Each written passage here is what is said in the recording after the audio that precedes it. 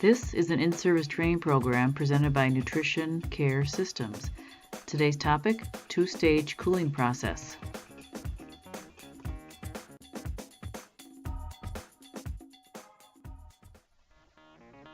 Upon completing this in-service, you will be able to, number 1, understand the definition of the two-stage cooling process, number 2, know the procedure for the two-stage cooling process, and number 3, discuss the proper ways to cool foods quickly.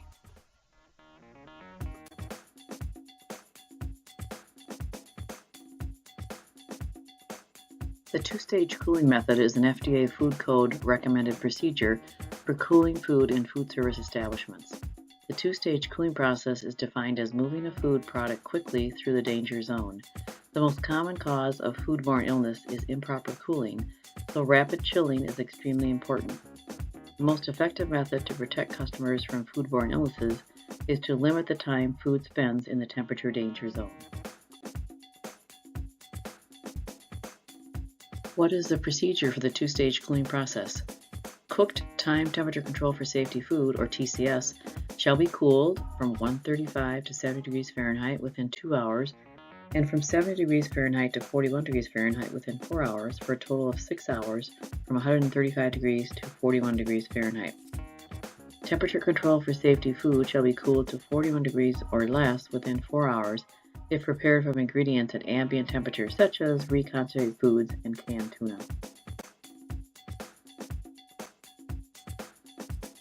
What are the proper ways to cool foods quickly? Cooling should be accomplished by using one or more of the following methods based on the type of food being cooled. Separate food into smaller portions. A large pot of hot food put right into the fridge can become dangerous. The food in the middle of the pot will cool much more slowly than the food around the edges.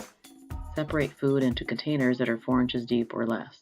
Cover food loosely while it cools. This lets heat escape more easily while food cools in the fridge.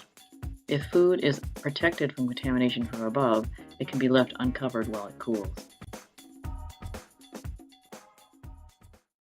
Stir loose foods. Stirring is not an option for some foods like casseroles, but for loose foods it can be helpful to even out cooling. Use an ice bath. Surround a container of food with ice water. Ideally, the water level should sit above the top level of the food. Add ice as an ingredient. If ice isn't an option, use an ice paddle to get the same effect without the added liquid. Use a blast chiller or tumbler. These appliances can cool large amounts of food quickly. They work well for both solid and liquid foods. Make sure to document time and temperature at 2 and 4 hour intervals. If the temperature of 70 degrees or below has not been reached within the first 2 hours, the food must be reheated to 165 degrees and attempt to cool by a different method, or the product must be discarded. Food should never be left on the counter to cool under any circumstances. Let's test your knowledge about the two-stage cooling process. Question number 1. During the two-stage cooling process, you must move food through the danger zone. A. Slowly. B. Quickly. C. However long it takes. Or D. All of the above.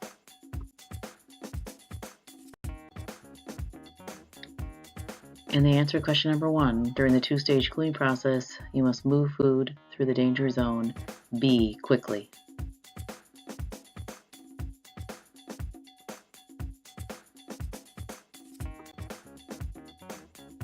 Question number 2, which of the following is not a proper way to cool foods quickly? A. Place food in an ice bath. B. Cut meats into smaller pieces. C. Leave on the counter.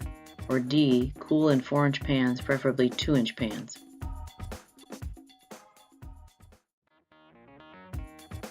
And the answer to question number 2, which of the following is not a proper way to cool foods quickly?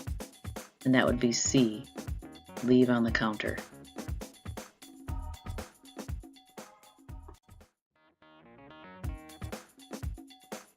Question number 3, which of the following is never an appropriate practice? A. Cover foods tightly. B. Use rapid chill refrigeration. C. Document time and temperature at 2 and 4 hour intervals. Or D. Use an ice paddle to stir the food. Question number 3, which of the following is never an appropriate practice? And that would be A. Cover foods tightly.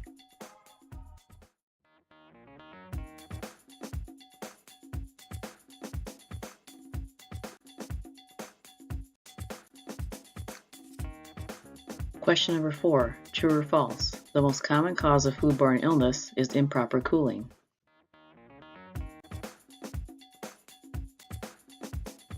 And the answer to question number 4 is true.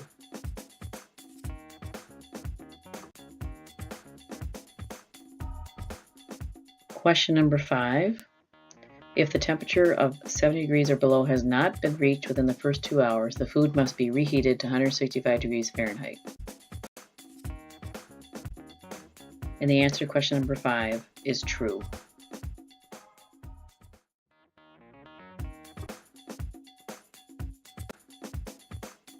Thank you for your participation in today's program. Our goal is for you to use this information in your daily work. We hope you are well served today and every day.